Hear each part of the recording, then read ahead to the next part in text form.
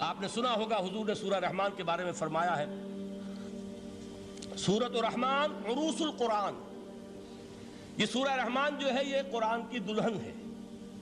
جیسے دلہن کو آپ خوشنما لباس پہناتے ہیں، آراستہ پیراستہ اس کو گہنے اور اس کو زیور پہناتے ہیں، تو جس طریقے سے سجاتے ہیں آپ دلہن کو، اللہ تعالیٰ نے ایک سورت قرآن مجید میں یہ ایسی رکھی ہے سورہ رحمان کہ اسے خوب سجایا ہے۔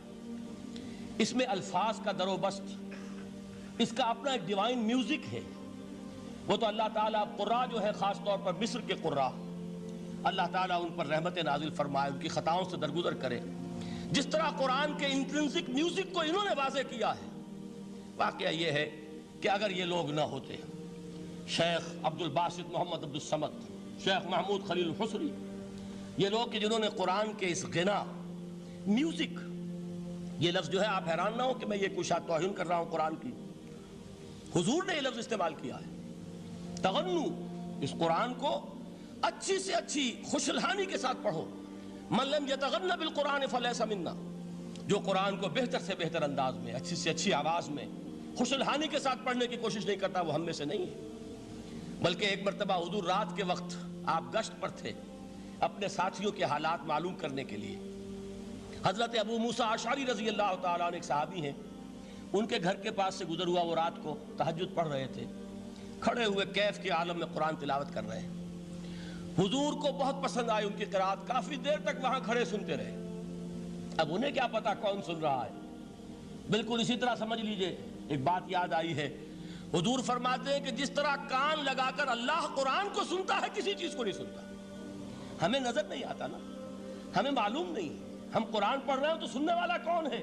سب سے زیادہ کان لگا کر خود اللہ۔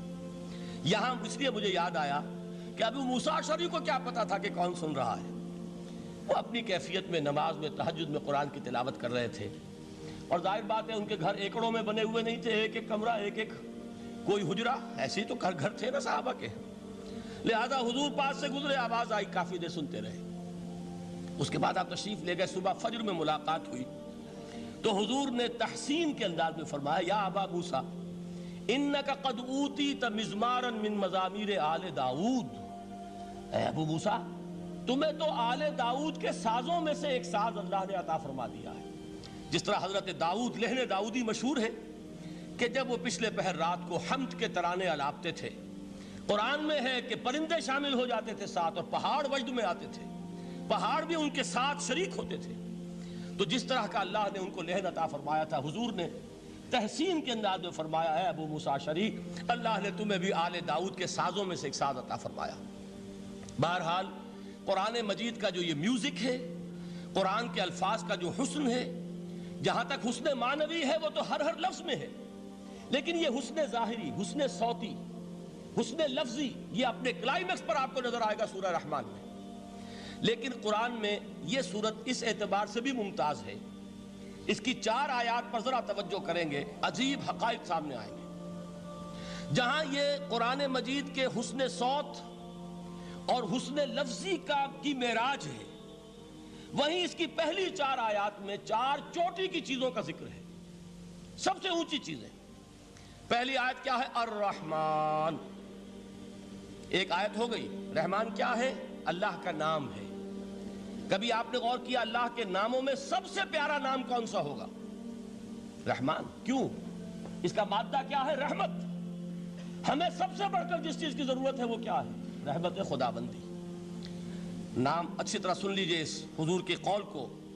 حضور فرماتے کوئی شخص جنت میں مجرد اپنے عمل کی بنیاد پر داخل نہیں ہو سکے گا جب تک کہ رحمت خداوندی دستگیری نہ کرے۔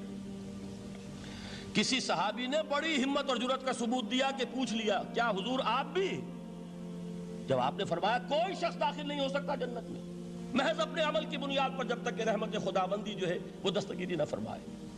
پوچھا گیا کیا آپ بھی؟ آپ نے فرمایا ہاں میں بھی۔ آپ انداز کیجئے کہ اگر محمد الرسول اللہ بھی رحمت خداوندی کے ضرورت مند ہوں تو تاب دیگراں چے رسد، ہماری تو سب سے بڑی ضرورت رحمت خداوندی ہے۔ اب یہ رحمت جو ہے قرآن مجید میں اللہ تعالیٰ کی یہ شان 2 الفاظ کے ذریعے سے آتی ہے، رحیم اور رحمان، اور کوئی مادہ نہیں ہے جس سے 2 نام بنتے ہوں اللہ کے۔ لیکن یہ مادہ ہے واحد رحمت کا کہ جس سے رحمان بھی ہے رحیم بھی ہے۔ رحیم صفت مشبہ ہے، رحمت دائم ہو جائے گی، مستقل ہوگی تو رحیم کہیں گے، اور رحمان اس میں رحمت کی ہے وہ شان ہے کہ جیسے ٹھاٹھے مارتا ہوا سمندر ہو، ہیجان کی کیفیت، طوفانی کیفیت، رحمت خداوندی کا طوفانی جوش، وہ ہے رحمان۔ آپ تو رہتے اس علاقے میں ہیں، آپ کو معلوم ہے عرب اگر بھوکا مرا جا رہا ہو تو کیا کہے گا؟ انا جوعان۔ پیاسا مرا جا رہا ہو انا عطشان۔ بہت غضبناک ہوگا غضبان، غضبان آصفہ قرآن میں آیا ہے، بہت غضبناک۔ رحمان جس کی رحمت جو ہے جوش میں ہے، ٹھاٹھے مارتے ہوئے سمندر کے مانند۔ تو یہ اللہ تعالیٰ کے ناموں میں سب سے پیارا نام۔ اب آگے چلیے، الرحمن علم القرآن، رحمان نے قرآن سکھایا۔ رحمت خداوندی کا سب سے بڑا مظہر، رحمان کی رحمانیت کا سب سے بڑا مظہر قرآن ہے۔ ان میں جو منطقی ربط ہے اس کو سمجھتے جائیے۔ اچھا آپ یہ سوچئے، جو علم بھی انسان کو حاصل ہوا وہ کس نے دیا؟ اللہ نے۔ سائنس کا علم کس نے دیا؟ اللہ نے۔ علم آدم الاسماء کلہا، وہ علم الاسماء جو حضرت آدم کو دے دیا گیا تھا ازل میں، یہ اسی کا ظہور ہے، یہ اسی کی ایکسفولیشن ہے جو ہو رہی ہے اور ہوتی رہے گی ابھی۔ اور دوسرے علم ہے وہ کس نے دی؟ اللہ نے دی۔